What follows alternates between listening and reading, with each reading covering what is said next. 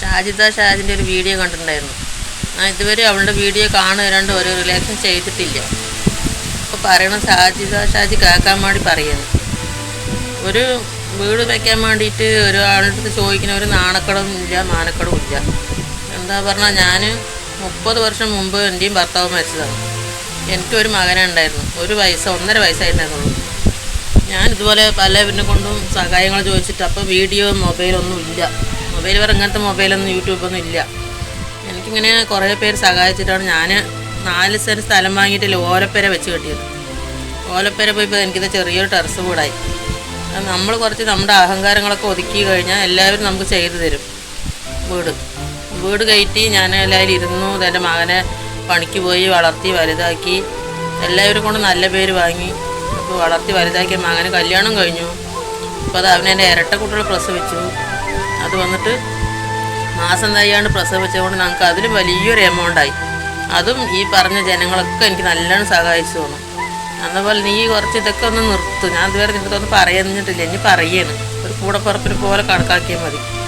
മക്കൾക്ക് നാണക്കടും മാനക്കടും മക്കൾ വലുതാകുമ്പോഴല്ലേ. ഇപ്പം കഴിഞ്ഞു പോകേണ്ട കാര്യങ്ങൾ നോക്കിയിട്ട് എല്ലാവരും കൊണ്ട് സഹകരിച്ച് നിൽക്കുക. മുമ്പിലത്തെ വാസിയും വൈരാഗ്യവും തെറി പറയലും അതൊക്കെ ഒന്ന് നിർത്തിയിട്ട്, നമ്മൾ ഇസ്ലാമല്ലേ, അതൊക്കെ ഒന്ന് നിർത്തി നീയിപ്പോൾ ഒരു പുതിയ ആളായിട്ട് ഇറങ്ങും. 4 സെൻറ്റോ 3 സെൻറ്റോ സ്ഥലം ഇതേ നീ നല്ലപോലെ നിന്നാണെങ്കിൽ അന്നേ ആൾക്കാർ വാങ്ങിച്ച് തന്നിട്ടുണ്ടാവും. അപ്പോൾ എനിക്ക് തന്നില്ലിപ്പോൾ എത്ര ലക്ഷം ഉറുപ്പ്യ, എനിക്ക് 17 ലക്ഷം ഉറുപ്പ്യ എനിക്കിപ്പോൾ ഈ 2 കുട്ടികൾക്ക് കൂടി സഹായിച്ചു തോന്നും. എനിക്ക് അന്ന് കാലത്ത് ഞാൻ 4 സെൻറ്റ് സ്ഥലം വാങ്ങിക്ക് ഒരുപാട് ബുദ്ധിമുട്ടി വാങ്ങിച്ചിട്ട് ഒരു ഓലപ്പേര കെട്ടിയിരുന്നതാണ്. അപ്പോൾ എനിക്കിതൊരു ടെറസ് വീടായി. എനിക്ക് എല്ലാവരും സഹായിച്ചു തന്നിട്ടുണ്ട്. നമ്മൾ അവരുടെ അടുത്ത് താഴ്മയോടെ നിൽക്കുക, നല്ല രീതിക്ക് പോകുക. നമ്മൾ പണിക്ക് പോയി കഴിയുകയാണെങ്കിൽ അഹങ്കാരം കാണിക്കാണ്ടിരിക്കുക.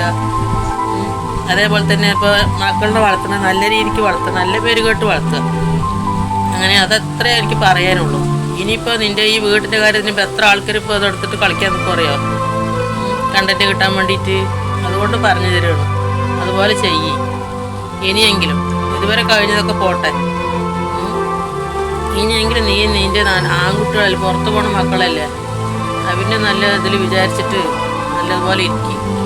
മക്കൾ വലുതാകുമ്പോൾ അവർക്കത് നാണക്കെടുപ്പോൾ കുട്ടികളല്ലേ അവർ വലുതാകുമ്പോൾ ആൾക്കാർ പറയുമ്പോഴല്ലേ. അപ്പം അന്ന് നമ്മുടെ വാപ്പ മരിച്ചു പോയി, ഞങ്ങൾ ചെറിയ കുട്ടികളാണ്, അതുകൊണ്ട് ഞങ്ങൾക്ക് ഇങ്ങനെ എല്ലാവരും സഹായിച്ചു തന്നു എന്ന് പറയണം.